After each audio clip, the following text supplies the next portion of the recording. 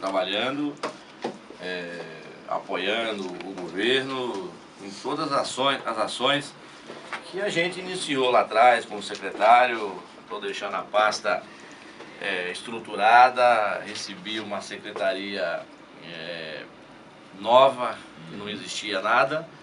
Estou deixando ela tanto do ponto de vista de logística, estrutura, com um prédio novo, construído, apto a centralizar todo o trabalho da secretaria, e também com algumas dezenas de projetos aprovados e com recursos para que a prefeitura dê início, às obras de infraestrutura da área continental, que daqui a pouco posso detalhar. E, enfim, tem muita obra da cidade acontecendo e, portanto, a gente conseguiu atingir o nosso objetivo. Quando eu fui para lá 4 anos atrás, era esse objetivo. Aliás, eu tinha 2 objetivos. Centralizar esforços no sentido de pavimentar toda a área continental e de fazer manutenção urbana das vias públicas do lado de cá, que a gente chama da ilha, do continente. Eu acho que foi atendido em parte esse desafio, e a gente, com certeza, uma secretaria melhor que eu encontrei.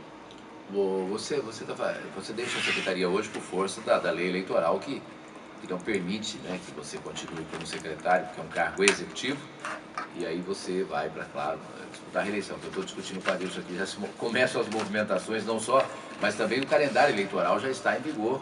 O calendário eleitoral, ele tem um ano antes, ele começa um ano antes, para filiações, para domicílio eleitoral, depois vai para tirando as pessoas que fazem parte do executivo para disputar legislativo e por aí afora. Então, no seu caso, você deixa a secretaria hoje, mas você ficou quanto tempo lá, Léo? Desde o início, né?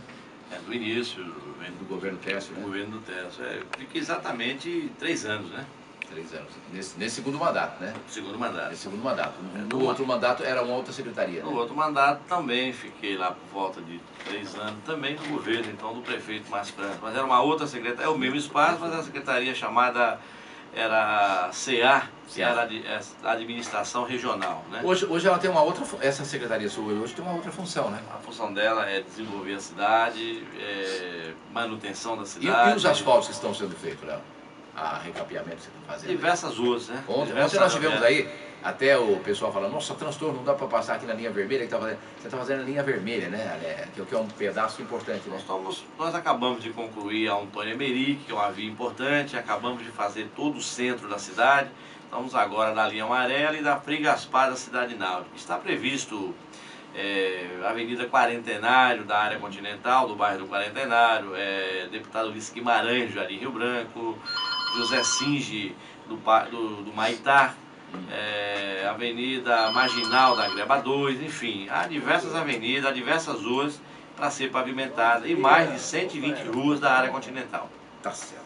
Bom, você sai hoje, mas continua trabalhando da mesma forma, por força eleitoral. Vou repetir mais uma vez aqui o Léo Santos, que é secretário de Desenvolvimento Urbano e Manutenção Viária de São Vicente, deixa a secretaria, mas deixa por força eleitoral, porque não pode, se ele continuar lá, ele não pode voltar a disputar uma Câmara, uma vaga na Câmara de São Vicente. É claro que isso vai acontecer.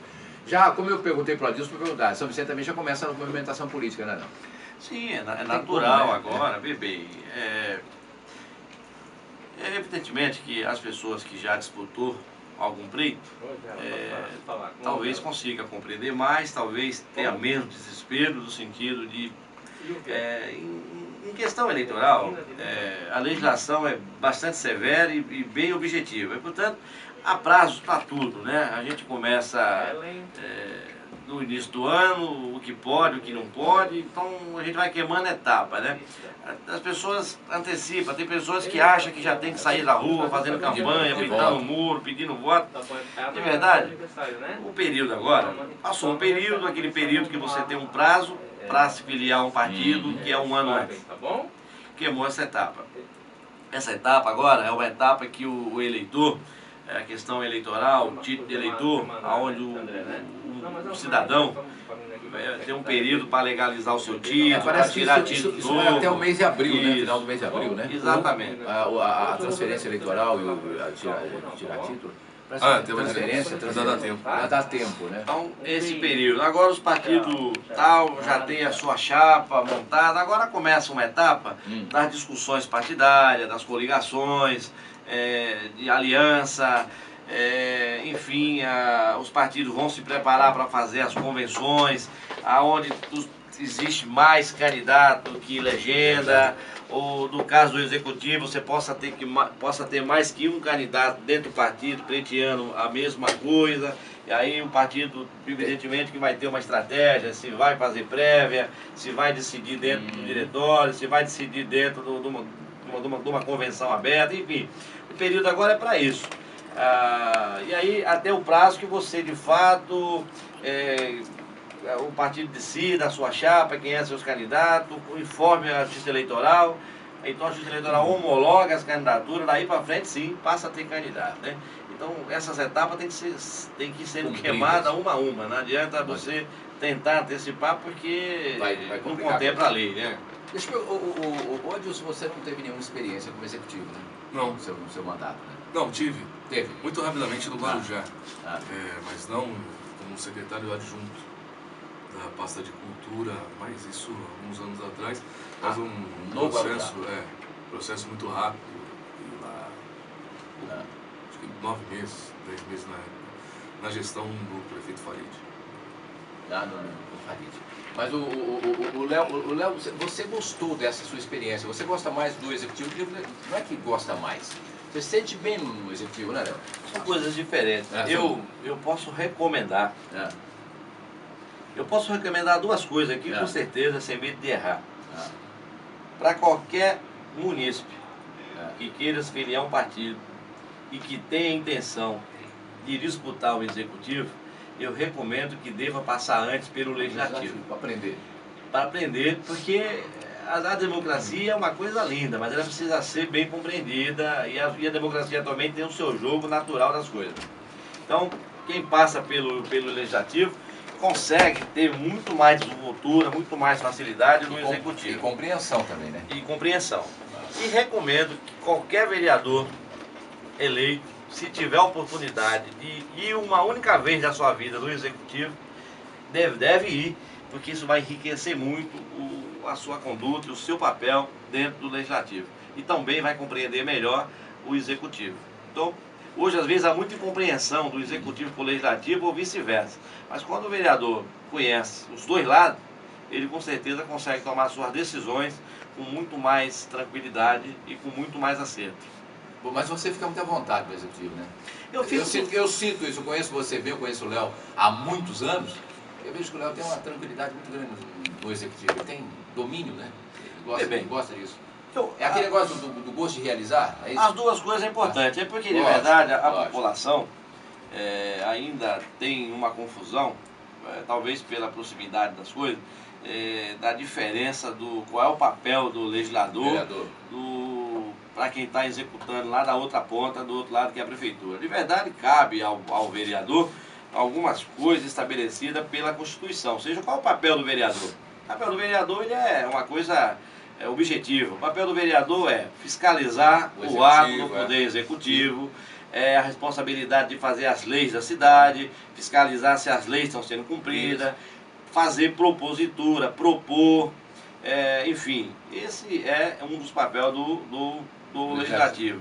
E o papel do executivo é o contrário. O papel do executivo é exatamente cumprir as leis, as leis que foi estabelecida, executar, fazer, resolver os problemas da cidade, do dia a dia. Então são papéis diferentes, né, de um do outro. Agora, quem tem a compreensão do legislativo consegue compreender melhor também o papel do executivo. Nem tudo que a Câmara propõe é possível ser cumprido pelo Poder Executivo, porque quando a Câmara propõe alguma coisa, junto com isso está propondo também da onde tira o dinheiro, né? Porque todo mundo quer resolver o problema da cidade, todo mundo quer resolver as questões da cidade, mas às vezes determinada coisa não é possível porque não há dinheiro. Agora, você precisa planejar, precisa buscar recurso fora daqui, precisa buscar recurso do governo federal, do governo do estado, e a Câmara de Vereador ajuda muito, porque a Câmara pode propor comissão especial de vereador, pode discutir determinado tema específico, pode centralizar esse tema e propor e também ajudar a buscar esses recursos, né, que o prefeito ou a prefeitura possa então aqui idealizar isso que a Câmara propôs. Agora, são papéis diferentes, né, do Legislativo e do Executivo. Às vezes a população não tem essa compreensão. Acha que o vereador tem que resolver determinado assunto que não é o papel do vereador, é o papel do executivo. E vice-versa, né? Já pediu para você asfaltar a rua, Deus? Isso é constante, né? Foi uma coisa importante, né? Mas é por conta até, na verdade, dessa cultura, né? Como o vereador é o ente político mais próximo das pessoas, é aquele que diariamente está nas ruas, que vai aos bairros, nem sempre o prefeito tem essa possibilidade, ou são os secretários, o vereador, ou o secretário com alma de legislativo, o vereador, tem essa possibilidade. Então, ou seja, ele tem essa característica mais de proximidade com os munícipes, com a sua comunidade e tal, né? E por isso também acontece a contramão, ou seja, as pessoas, os munícipes, acabam indo ao vereador para, olha, coloca uma lombada aqui, tem que asfaltar a rua ali, botar a árvore aqui, que é o papel do executivo, né? Mas por essa força acaba que o vereador, às vezes, fazendo até esta interlocução, não que ele execute, mas ele faz a interlocução, leva esse pleito junto ao prefeito, ou até através de buscar esses recursos, é, né? É que tem prefeito que tem as suas características. Eu percebo que o Terço, ele tem essa característica de dar uma liberdade um pouco maior para o seu legislativo, né? De liberdade nesse sentido e de valorizá-los, né? Outras cidades nem sempre são assim, né? Ou seja, o vereador... No caso de Santos não é assim, quer dizer? São Vicente, a gente discute bastante essa questão no Legislativo de Santos, porque tem essa cultura de eles se reunirem, e o Legislativo ir a Brasília, e cada um, né, vai a um ministério e acaba trazendo recursos. Essa questão quase que não tinha muito em Santos, ou de uma forma bastante pontual, e aí alguns vereadores fazem esse pleito. Posso citar alguns aqui, não só eu, mas o vereador Dionísio, o próprio Odair. Ou seja, exemplo disso, ano passado nós fomos, eu, o vereador Dionísio e Odair, a Brasília, e trouxemos lá uma verba de R$600 mil de um orçamento do Ministério do Turismo, aquele que é aquela gordura final de ano, né, que sobra lá. E estamos viabilizando... Em Brasília tem que garimpar. Tem que garimpar. Tem que garimpar. Estamos viabilizando para a Zona Noroeste, através de um programa que já existe, que é o Inglês para Todos, a exemplo de São Vicente, mas que leva um outro nome, né? Ou seja, para também atender essa outra comunidade que dá a possibilidade de o ensino desse idioma também para essa comunidade, em especial da Zona Noroeste. Então, o vereador tem um papel fundamental, né? Não só no parlamento, não só na questão das legislações, né? Porque até, na verdade, a gente tem lei pra caramba. Às vezes a gente precisa reformulá-las ou até deixá-las mais condizente com a nossa realidade ou mais contemporânea.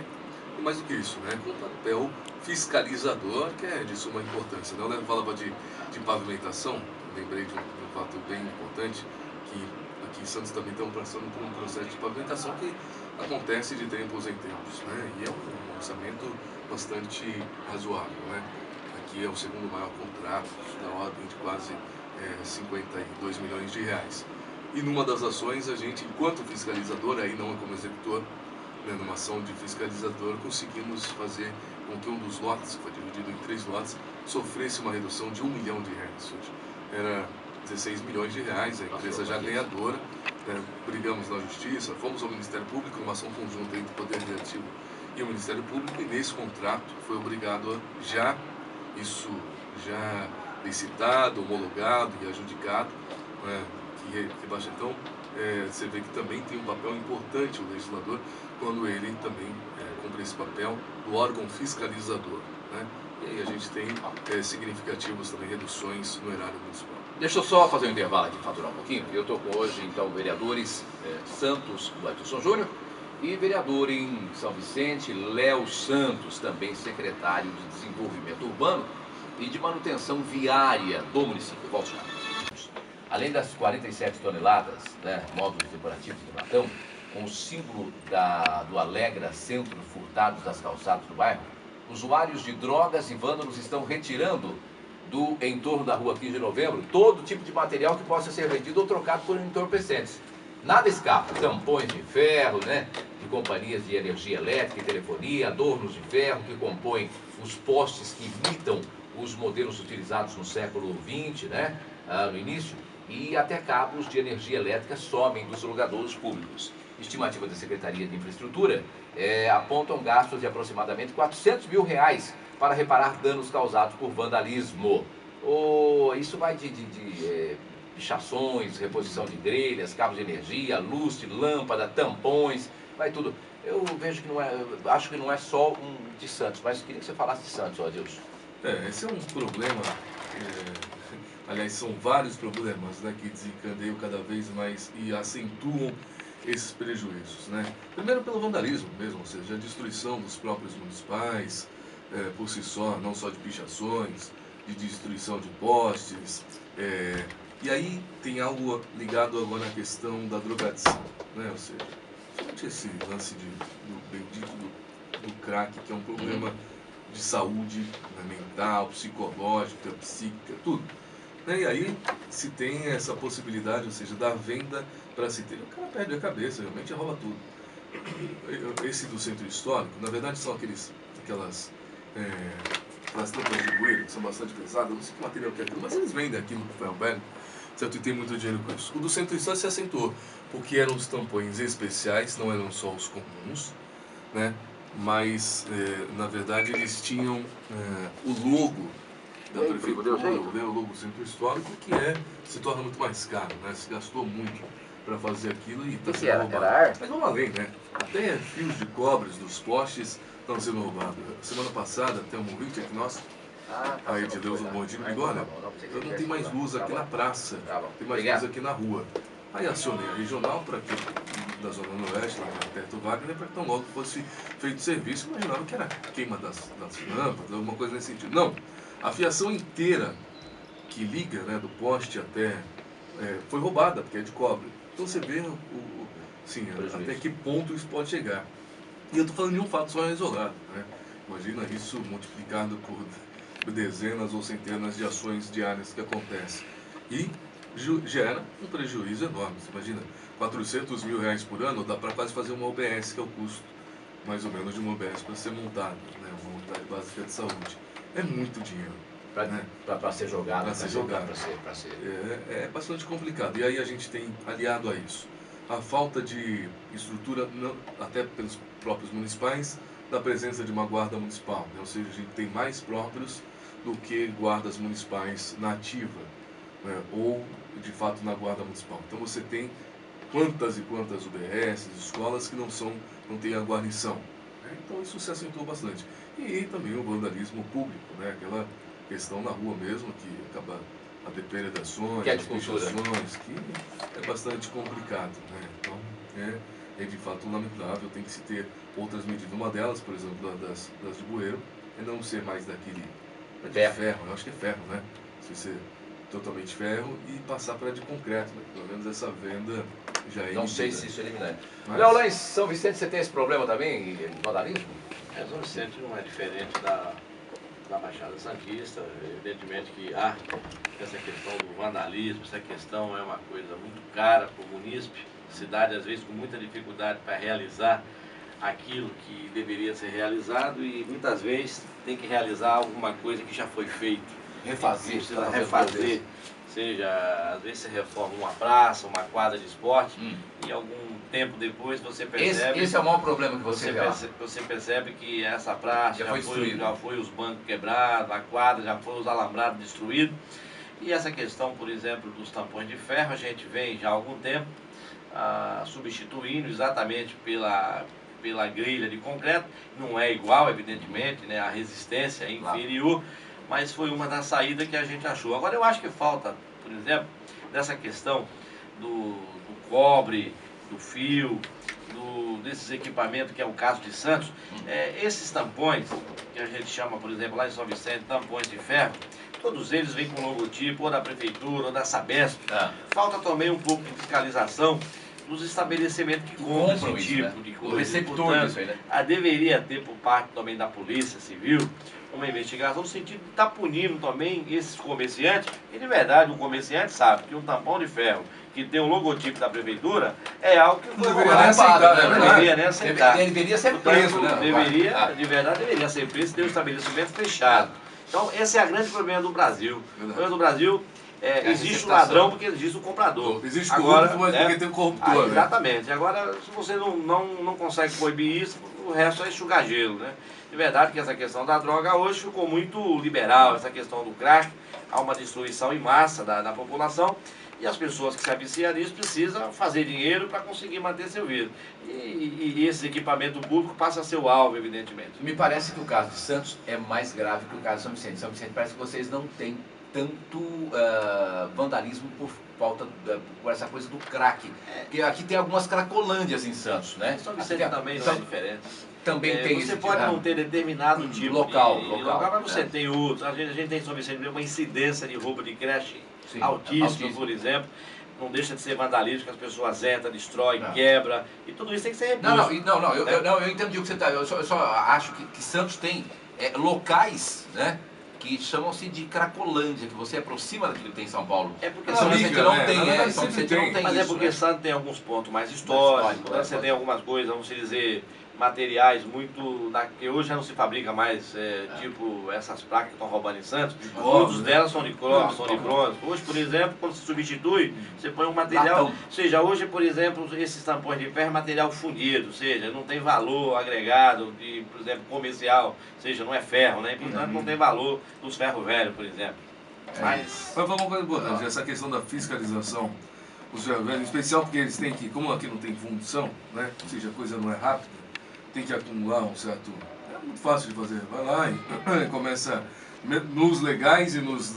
ilegais. E nos clandestinos, né? É uma coisa complicada que precisaria de uma atuação muito mais eficaz. Né? Pois não. Que, assim, tudo na vida tem as exceções, também não quer dizer que são todos os não, velhos, né? Não. São alguns, mas são aqueles que compram coisa errada. Quem faz coisa errada tem que se... Né? Há muitos ferros velhos em São Vicente que as pessoas são corretas. Porque quando a gente fala mal da polícia, se fala mal do policial que é corrupto, safado, você não está falando mal da polícia inteira. Quando você fala do médico que errou, você não está falando de todos os médicos. Ou do jornalista que é safado. Tem um monte de jornalista também que é safado, sem vergonha. Nego safado tem em todo lugar, não é não? Senão a gente fica vendo. Faz parte da humanidade, né? Faz parte da humanidade isso. Político, né? Político ruim. Tem um monte. Então, mas você não pode jogar todo mundo na mesma vala comum. Agora, falando em coisas que não são boas, eu vou continuar aqui. Que tem um relatório anual da CETESB, intitulado Qualidade das Águas Superficiais, divulgado nessa semana, mostrou que a Baixada Santista tem o segundo pior, isso para mim é novidade, segundo pior desempenho em tratamento e coleta de esgoto no estado, com média de 2,6%, índice que vai de 0 a 10. Em primeiro lugar ficou a região da Mantiqueira com 1,4 como pior, né? Isso significa Campo Jordão, gente, lá. Mantiqueira, Campo Jordão por ali, o negócio é brabo também. Isso pra você é novidade, Léo? Não. Vê bem, eu não vou nem me referir ao estado de São Paulo, à questão da Sabesp. Eu vou me referir à Baixada Santista. Se a gente somar o que arrecada a Sabesp, a Baixada Santista, com fornecimento de água e esgoto dos lares, e o que a Sabesp investe de volta da Baixada, é muito pouco. Nós vamos perceber que é muito pouco o investimento que a Sabesp faz em detrimento do tamanho do lucro da Sabesp. A Baixada é um dos setores mais lucrativos que a Sabesp tem, né? E de verdade você não tem essa mesma proporcionalidade do retorno e investimento. Investimento não só na questão, por exemplo, vou dar um exemplo para você, em São Vicente, não era para acontecer isso, nós temos determinado bairro, por exemplo, e não é bairro assim, bairro já consolidado, Cidade Náutica 3, por exemplo, é um bairro que ainda falta água na Sabesp de vez em quando, tem falta de água. A gente sente muito isso na temporada, quando aumenta o consumo. Nós temos na área continental, como Samaritá, por exemplo, agora, por exemplo, com esse empreendimento agora que está indo para lá, de prédio, porque tinha muita casa, agora está tendo muito conjunto habitacional da Coab, a gente tem lá uma dificuldade enorme de fazer a água subir, por exemplo, para as caixas d'água da área, de garantir essa questão da água da casa do munícipe, mas também do tratamento desse esgoto, né? Porque essa Sabesp cobre não é barato. Se você, por exemplo, pagar uma conta de R$100 de água, você paga o mesmo de esgoto. A conta passa a ser 200. Se você paga 200, vira 400, é o dobro. É o mesmo então, que você gasta de água. Se cobra muito e se investe muito pouco, na minha opinião. Adilson. Não, é lamentável, né? Porque a Sabesp Foi o que o Léo falou.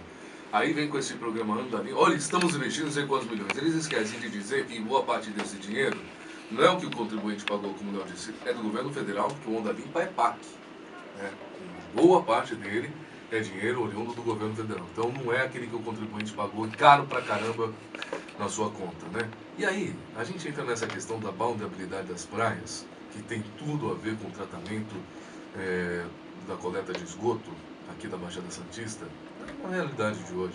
Quanto tempo a gente não vê as nossas praias com índices de balneabilidade satisfatórios? Mas faz tempo, hein? Ou seja, porque a Sabesp é isso aí que está aí, né? Às vezes ineficaz, inoperante, incompetente. Eles, seja na questão do tratamento de esgoto, né, que agora se ampliou aqui pelo canal, pelo estuário em especial aqui de Santos, de jogar mais longe e tal, mas não tem um tratamento satisfatório. Dizem até que os equipamentos que se tem aqui, por exemplo, no José Menino, que é de tratamento, já está obsoleto faz tempo. Né? E aí, né? Não acontece. Então. Acho que o governo do Estado, o governador, você gosta bastante, eu deveria, ele que vem bastante a Baixada Santista aqui, inventar eu faço críticas a ele, mas é meu amigo. Ele é bom, ele devia escrever a próxima novela da Globo, porque o cara inventa o velho, e tem que não sai há 10 anos. Os caras inventam o tal do, agora da ponte, que virou túnel, que não virou nada. Né? O túnel da Zona Noroeste, que também não consegue. Ele vem bastante aqui, né? Inventar essas coisas, inaugurar as maquetes da vida. Então, ele que vem bastante aqui deveria se preocupar com isso, que na Náutica 3 falta água, que aí, tá no jornal hoje também, que aqui no bairro de Santos faltou água, e a creche ficou lá sem água, tá certo? A creche Mensageiros da Luz, e aí você liga naquele 0800 que não é atendido na Baixada, cai lá no raio que o parta, e aí demora 5, 6 horas para o reparo. Essa atrocidade, o Léo agora está pavimentando a cidade inteira com serviço de qualidade, daqui a pouco a Sabesp fala e quebra uma parte, e aí vem com aquela porcaria que eles fazem, tá certo? E tem aquele refúgio da pavimentação, porque eles não conseguem fazer um remendo à altura, que sei lá, que raios que é aquilo, que raio de empreiteira quarteirizada que eles contratam, fica aquela droga daquele buraco e ninguém responde por isso. Ou seja, porque eles mexem lá e não sei como é isso, mas aí é a responsabilidade deles consertar, ou seja, e nunca conserta. Porque depois que eles mexem, o buraco vai sempre existir. Então, ou seja, além de tudo, eles criam mais prejuízo. Então, eu acho que tinha que ter uma posição mais enérgica com essa questão das interferências que a Sabesp faz no município e nos municípios, e em especial esse negócio da balneabilidade, dá para brincadeira.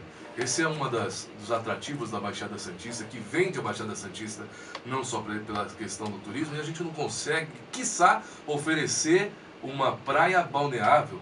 Por quê?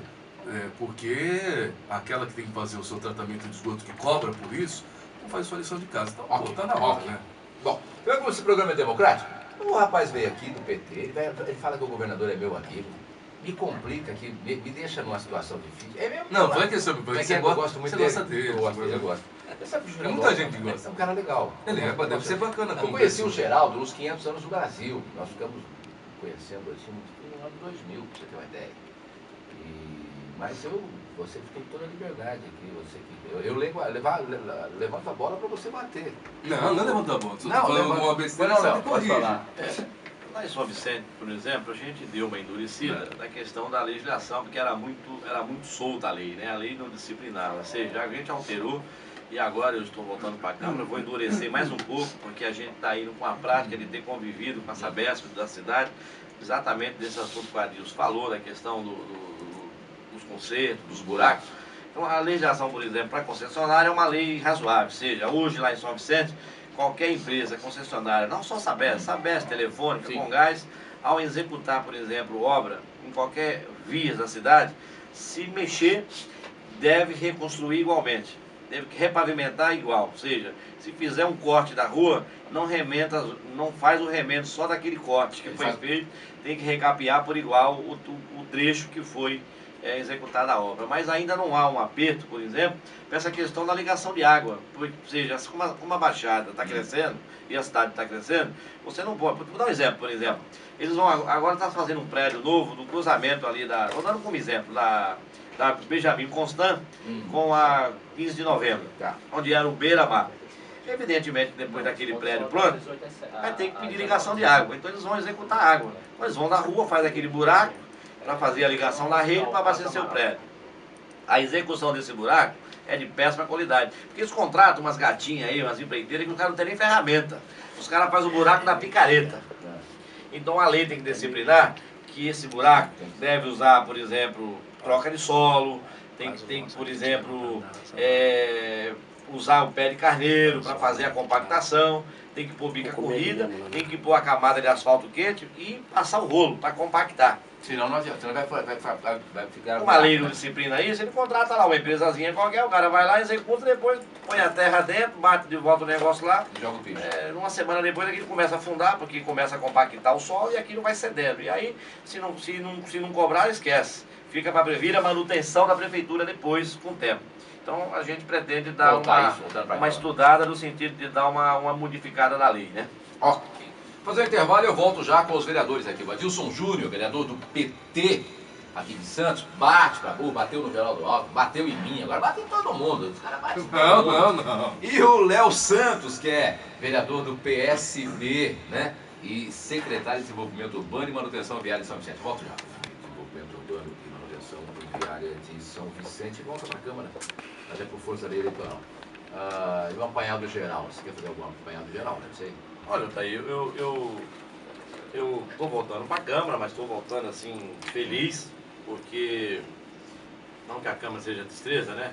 Mas estou voltando feliz porque eu acho que eu estou voltando realizado, porque eu acho que consegui aquilo que havia me comprometido do início do mandato, quando eu aceitei o convite do prefeito para ser secretário. Ele me deu algumas tarefas e eu estou entregando essas tarefas para ele de forma positiva, para que quem vai me suceder lá na secretaria dê continuação.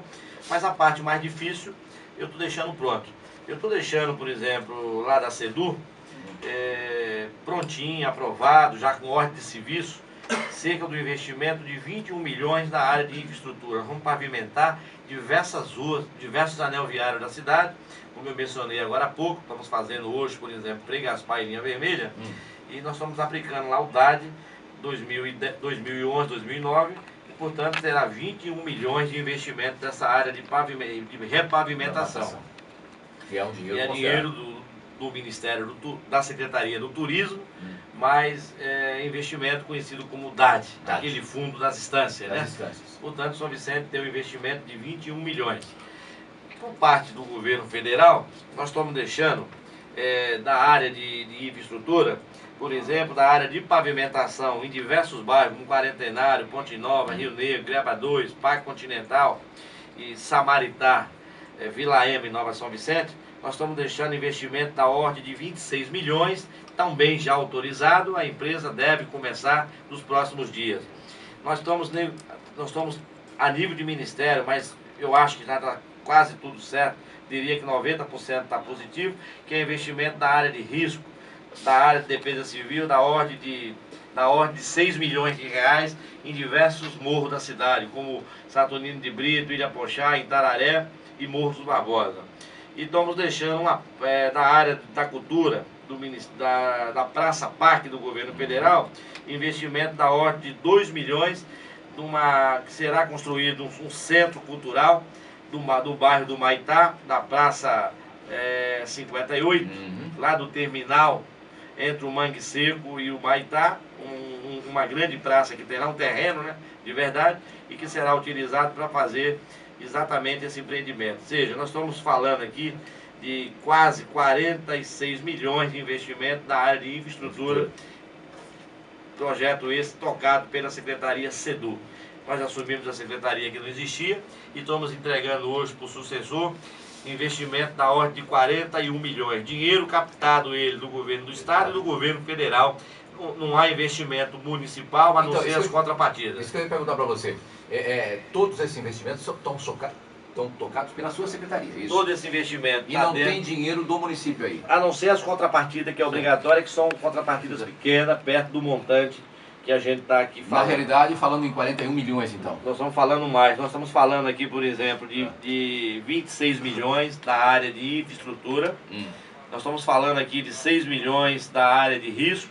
Estamos falando de 2 milhões de Praça Parque, que é uma praça de lazer voltado para a cultura. Nós estamos falando aqui de 7 milhões do DAD 2012 e estamos falando aqui de mais 4, mais 260, mais 3 milhões, portanto, totalizando 21 milhões. 21 milhões, 46 milhões aproximadamente de investimento. Muito bom. Esse governo Dilma é bom pra danar, hein? Não é só do governo Dilma, tem do governo do Estado aí também, pra sua tristeza. Não, tem que colocar aqui, eu ué. diria que Senão nem vai a falar Dilma, que, né? eu diria que nem a Dilma e nem o governador Geraldo Alckmin estão fazendo mais que a sua obrigação. Pois, afinal de contas, ninguém mora da União, ninguém mora do Estado, a gente mora dos municípios. Só tem uma diferença né? nisso. O Estado de São Paulo de anteontem mostra: o governador privilegia só as cidades administradas pelo PSDB. Quem explica, com todo respeito à cidade de Praia Grande, que ela recebeu mais recursos do Estado de São Paulo do que Guarulhos? Ora, então assim, fazem essa obrigação, mas às vezes escolhem bandeiras. Não, mas É o quê? Não, eu vou falar uma coisa pra você que eu acho muito interessante. Sabe quanto foi investido em Guarulhos por eleitor? 50 centavos. Sabe quanto em Praia Grande? R$150. Não. Pô, isso é obrigação ou é escolher partido? Eu quero dizer o seguinte, nós falamos no começo aqui da importância do vereador. Eu acho que aí está o vereador, eu acho que aí entra o prefeito, entra o deputado estadual, a representação política que você tem, entendeu?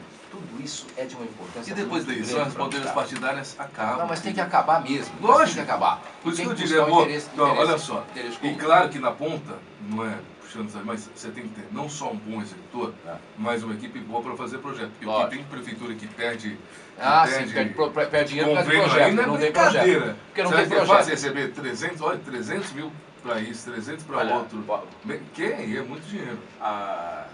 Nós temos como hábito, lá em São Vicente, todo o período que abre o orçamento da União, e, portanto, tem um mecanismo que permite que os deputados façam emenda do orçamento da União. Então, a gente tem como hábito aqui, e todos os vereadores, cada um vai pedir. Então, de verdade, você pega a panela e fica batendo panela dos corredores atrás dos deputados. Mas dá resultado, né? Agora, o deputado, quando faz o papel dele, quer fazer a emenda, ele faz a emenda. Agora, da emenda do deputado, para isso se tornar a prática do município, é um caminho tortuoso, um caminho sofrido, portanto, você precisa de muito projeto, às vezes, essa discussão com a Caixa Econômica, porque de verdade o dinheiro não vem para a Prefeitura, o dinheiro vai para a Caixa, então, às vezes é um parto para você conseguir liberar essa emenda, para que da prática você começar a fazer a obra, né? Então, é muito importante que o Legislativo tenha essa visão e que o Legislativo